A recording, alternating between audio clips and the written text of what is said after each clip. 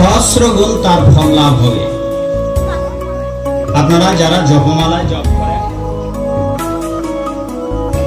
যদি এ মাসে এক মালা জপ করেন তাহলে 1000 মালা জপের ফল লাভ হবে। এখানে আছেন কারা কারা জপ করেন? মাগো বাবা হাত তুলুন তো, কারা কারা জপমালায় জপ করেন?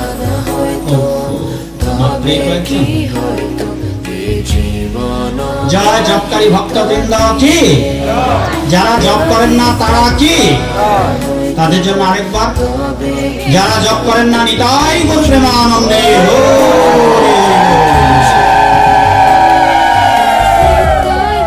আপনাদের জপ করতে হবে, আর নয়তো 1000 বছর ধরে হরিবাসরে কীর্তন আসরে এসে শুধু কান্নাকাটি করা হবে,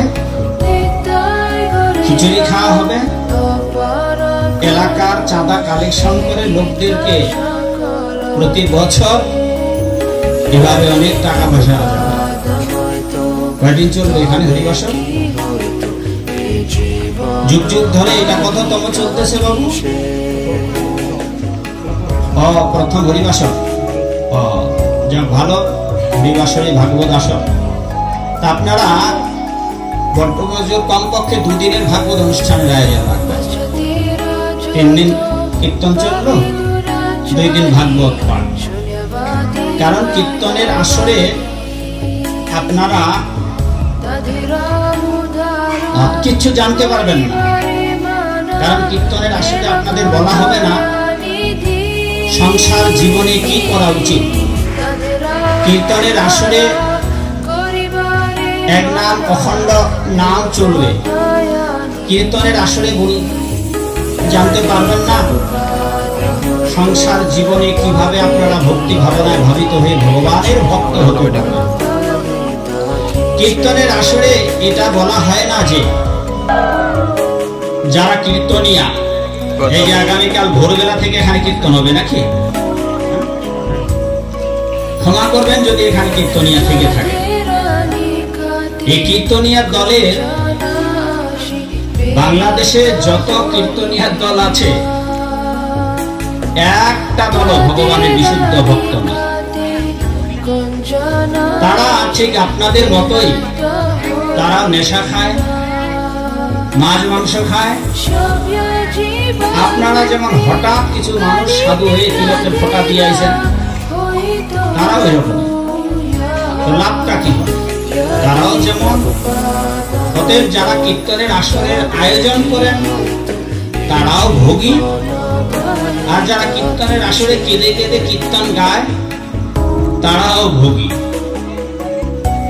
তো এক অন্ধ যদি আরেক অন্ধকে পথ দেখায়, এই বেদের শ্লোকটি যথান্ধা, এক অন্ধ আরেক অন্ধকে পথ দেখালে দুইজনেই যেমন গর্তে পড়ে যাবে।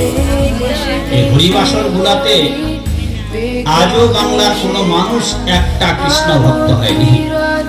তার বড় প্রমাণ বললাম যে কীর্তন যারা গিয়ে বেড়ায়, কালকে জিজ্ঞাসা করবেন তো ওরা বিশুদ্ধ ভক্ত নাকি। বাড়িতে গিয়ে দেখবেন অকান্তে সমাজের অধিকাংশ মানুষ। এবং বাড়িতে মুরগির খাঁচা আছে, কবুতরের খাঁচা আছে, ছাগল বকরি পালন করে, গোবিন্দের পূজা অর্চনার কিচ্ছু করে না। এটা মিথ্যা নয়, তাদের বাড়ি পর্যন্ত যাবে। তবে ভালো হতো ওই কীর্তনিয়ারা যদি ভগবান কৃষ্ণের বিশুদ্ধ ভক্ত হতে পারে। কেননা তারা হরে কৃষ্ণ কৃষ্ণ কৃষ্ণ হরে হরে এই মহামন্ত্র হরিবাসের 3 দিন ধরে গাইবে। এই মহামন্ত্র কে প্রবর্তন করেছিলেন বাবা?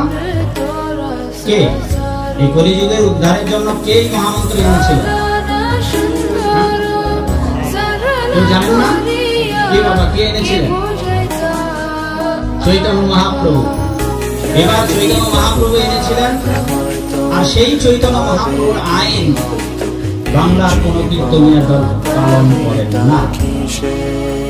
চৈতন্য মহাপ্রভু বলেছেন জিহ্বার লালসে যে ইতি উতি ধায়, এটাও খাবো ওটাও খাবো, হোটেলেও খাবো।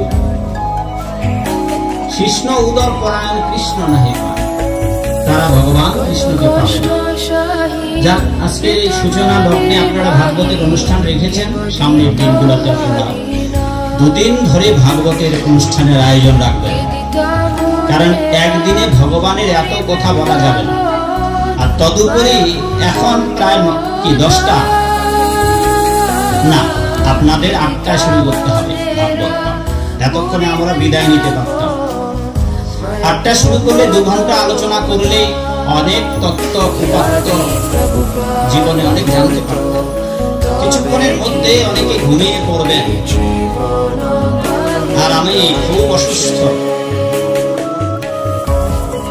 ফলে একা একা হাঁটতে পর্যন্ত পাচ্ছি না। আমি আজকে ময়মনসিংহ থেকে আসছি, আর এই ভাইটাকে ডেকে দিয়েছি, রংপুর থেকে চলে আসছে আমাকে হেল্প করার জন্য। তবুও দেখি আমি আমার যথাসাধ্য বলবার চেষ্টা করব। ভাগবতের কথা অমৃত সমান, শোনে যদি শুদ্ধ ভক্ত কৃষ্ণগত প্রাণ। সবই পুংসাং পর ধর্ম ভক্তিরোধক সজে অহৈতুক অপ্রতিহষ্টা আত্মা সুখী। ভাগবত ধর্মই শ্রেষ্ঠ ধর্ম, ভাগবত ধর্মই পরম ধর্ম, জীবের পরম ভাগ। সবই পুংসাং পর ধর্ম, সেই ধর্মই পরম ধর্ম। মানব ধর্ম যোগ ভগবত কর্ম ইকুয়াল সনাতন ধর্ম। পৃথিবীর অন্যান্য ধর্মগুলো মানব ধর্ম, কিন্তু আমাদের এই সনাতন ধর্ম কেবল মানব ধর্ম নয়, এটাকে জৈব ধর্ম বলা হয়, জীবের ধর্ম বলা হয়, সমস্ত জীবের। এই জন্য চৈতন্য মহাপ্রভুর ধারায় যারা হরিনামের ভক্ত, কৃষ্ণ নামের ভক্ত, তারা একটা পিঁপড়া পর্যন্ত হত্যা করতে চান না, একটা মশা মাছি পর্যন্ত তারা মারতে চান না। এই জন্য এটা জৈব ধর্ম, সমস্ত জীবের প্রতি এই সনাতন ধর্মের করুণার কথা বলা হয়েছে। সেই জন্য এই যে দামোদর মাস,